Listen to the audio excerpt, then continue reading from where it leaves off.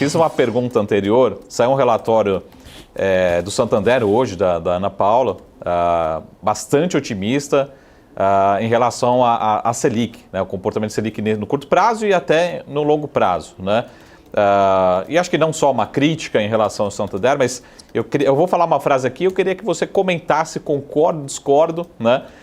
Que tem um jargão falando assim, a Faria Lima fica muito distante de Brasília, né? E eu queria que você concordasse ou discordasse dessa frase, né, tendo em vista esse relatório, outras expectativas do que pode acontecer, né, se o mercado está completamente errado ou se podemos ver algum otimismo, né, tendo em vista esse relatório, outros comentários. Então, essa é a frase e essa é a provocação aí do dia.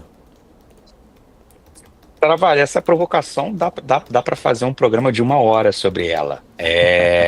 Certeza. Mas deixa eu só levantar 2 pontos.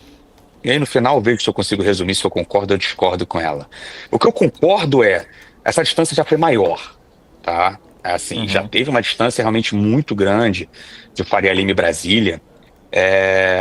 Ela tem diminuído. Acontece que até como, né, uma oportunidade privilegiada que eu tive de poder servir o Estado brasileiro no Ministério da Economia, você aprende do lado de lá que, assim, se a gente acha que o mercado é volátil, que o índice Bovespa, que o dólar é volátil, que o S&P é volátil, a gente não tem noção de como são a volatilidade da porta para dentro em Brasília. Coisas acontecem, desacontecem, entre aspas, você acorda com um ministro demissionário na parte de manhã, você vai dormir com esse ministro virando mais poderoso do que nunca. Então, assim, é um desafio hercúleo até para a própria mídia, como vocês acompanharem no pulso o que está acontecendo ali, porque coisas acontecem, desacontecem muito rápido. Então, nesse sentido, para a Faria Lima também é muito difícil ter uma sensação boa e acurada e apurada de maneira tempestiva da dinâmica política, porque ela tem se mostrado uma dinâmica extremamente volátil e aí mais exacerbada ou menos exacerbada, dependendo do ciclo econômico e do ciclo eleitoral que você tiver. E é nesse ponto que eu chamo a atenção agora, né? Porque a gente vai ter uma combinação que, para Faria Lima e para Brasília, não é uma combinação benigna. É uma combinação de ciclo econômico e ciclo político se retroalimentando de uma maneira que o histórico mostra que tende a ser um pouco mais preocupante. A economia esse ano desacelera, a questão é a gente monitorar qual é a forma, o formato e a magnitude dessa desaceleração. E o prenúncio não é muito positivo quando você tem uma economia que entra num ciclo eleitoral desacelerando, perdendo o ímpeto, esfriando e o mercado de trabalho piorando na margem.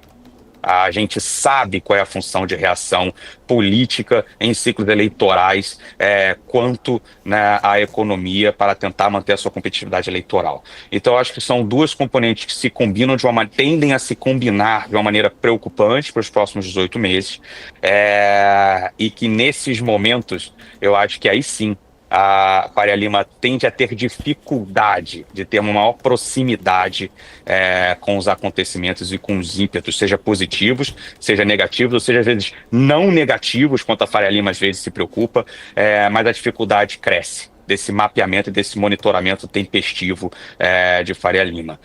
O único ponto sobre o relatório da Ana Paula e time, tem um debate que vale a pena a gente ir monitorando e acompanhando aqui através da BMC, da taxa de juros. Sim, está tendo um debate bem embrionário muito interessante, com repercussões importantes para a dinâmica de preços de ativos domésticos aqui no Brasil. Essa combinação de juros e atividade, tá? Tem pessoas muito boas e casas muito respeitadas, com o cenário base de que a desaceleração econômica ela vai se mostrar mais forte e mais rápida do que o consenso está esperando. Vimos ontem dados de varejo, vimos recentemente dados de serviço, dados de indústria para o mês de dezembro, e eles vieram todos mais fracos que o esperado, vindos de um novembro já, de alguma forma, decepcionante. Então tem esse tema no radar de que a atividade ela pode estar desacelerando de uma maneira mais rápida que o esperado. Isso num curtíssimo prazo pode ser bom. Por quê? Porque a gente sai de uma dinâmica preocupante, que foi a que a gente terminou ano passado, de uma preocupação de que o juro não está fazendo efeito. né? Para onde que vai a Selic? Porque a Selic já está em 2 dígitos, o Banco Central voltou a subir e nada da economia desacelerar, nada da economia desacelerar. A gente está indo para o 4º ano onde o PIB surpreende mais positivo do que todo mundo imaginava. Então, assim, quebrou esse tempo, quebrou esse aparelho, esse instrumento da Selic, né? Porque, obviamente, um dos desdobramentos, encurtando muito a história, é você parar na história da dominância fiscal. Que não tem juro que segura mais isso aqui, a Selic tem que ir para 17, tem que ir para 20, né? Aí você entra numa espiral negativa.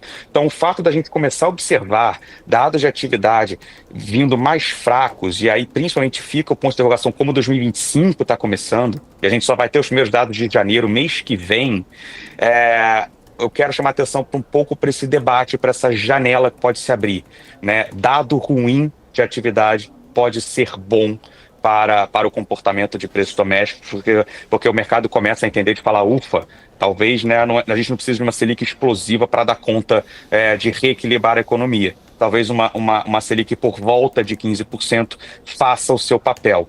E aí, com isso, você diminui riscos de cauda e traga uma melhora na dinâmica de preços domésticos, aliado a um pano de fundo mais aliviado, né, com o Trump ainda não executando tarifas, dando tempo aí para negociar, para mim, é o que tem formado essa conjectura benigna, a ponto até de ativos brasileiros estarem se destacando quando comparado a ativos similares no pano de fundo global.